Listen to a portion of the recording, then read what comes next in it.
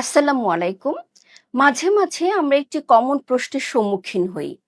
Autism spectrum disorder, attention deficit hyper activity disorder এবং intellectual disability, এই তিনটি ডিসঅর্ডারই neuro developmental disorder এবং মস্তিষ্কের বিকাশ জড়িত সমস্যা।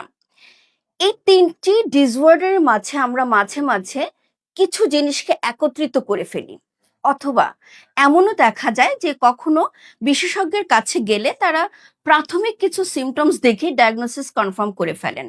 পরবর্তীতে দেখা যায় ডায়াগনোসিসটি একটু হয়তোবা এদিক সেদিক হচ্ছে।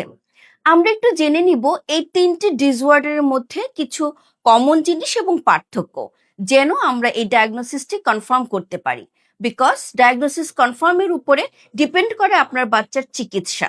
যেমন অটিজম স্পেকট্রাম ডিসঅর্ডারের কথা যদি আমি বলি, ওদের যে প্রধান বৈশিষ্ট্যগুলো থাকে, যেমন তাদেরকে ডাকলে সাড়া দিচ্ছে না, ইভেন দো নাম ধরে ডাকলেও সামটাইমস বুঝতে পারে না, চোখে চোখ রেখে কথা বলছে না, তারা নিজের জগৎটাকে নিজের মতো করে কাজ করছে এবং ম্যাক্সিমাম ক্ষেত্রে খুব চুপচাপ থাকে, একা একা থাকতে পছন্দ করে, যে লক্ষণগুলো এডিএইচডির মধ্যে নাও হতে পারে।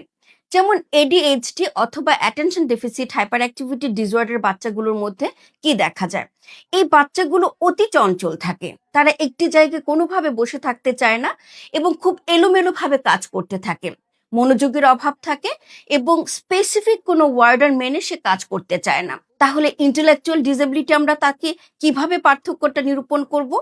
এই ক্ষেত্রটা আরো ভিন্ন।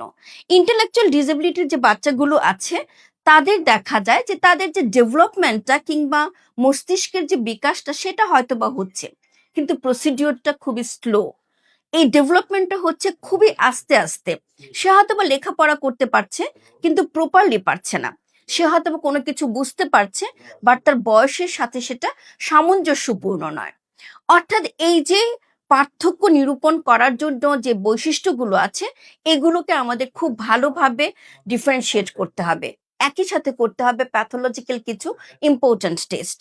তাহলে আপনার বাচ্চাকে একজন দেখে, যিনি কোনো স্পেশালিস্ট না, কোনো কনসালটেন্ট না, কিংবা কোনো রিহ্যাবিলিটেশন প্র্যাকটিশনার না, তারা দেখেই যদি আপনার বাচ্চাকে বলে যে এই বাচ্চাটি অটিস্টিক অথবা অটিজম স্পেকট্রাম ডিসঅর্ডার অন্তর্ভুক্ত, আপনি কি এতে মন খারাপ করবেন? একদম না। আপনাকে প্রথমেই চিন্তা করতে হবে এই বাচ্চাটিকে নিয়ে আপনি তার কাছেই যাবেন যিনি এই বাচ্চাটি সম্পর্কে সম্যক ধারণা রাখতে পারেন, একজন বিশেষজ্ঞ, একজন চাইল্ড স্পেশালিস্ট, একজন রিহ্যাবিলিটেশন প্র্যাকটিশনার। তাদের কাছে যান যারা আপনাকে আপনার বাচ্চার এই ডায়াগনোসিসটিকে সঠিকভাবে কনফার্মেশন করবেন এবং এর উপর ডিপেন্ড করবে আপনার বাচ্চার ভালো মন্দ ভবিষ্যৎ এবং কনফার্ম ডায়াগনোসিস। তাহলে আর ভাবনা কেন, আমরা সঠিক চিকিৎসার জন্য সঠিক চিকিৎসকের কাছে যাব, যার তার কথা শুনে আমরা বিব্রত হব না, আমরা বাচ্চাটিকে নিয়ে, বাচ্চার ভবিষ্যৎকে নিয়ে চিন্তিত হব না। আপনার বাচ্চা ভাবনাটুকু আপনারই থাক, আর বাকি যারা কথা বলছে কিংবা যারা সমালোচনা করতে পছন্দ করে তাদের কথা রেখে দিন। আপনার বাচ্চার ভবিষ্যৎ সম্পূর্ণ আপনার হাতে।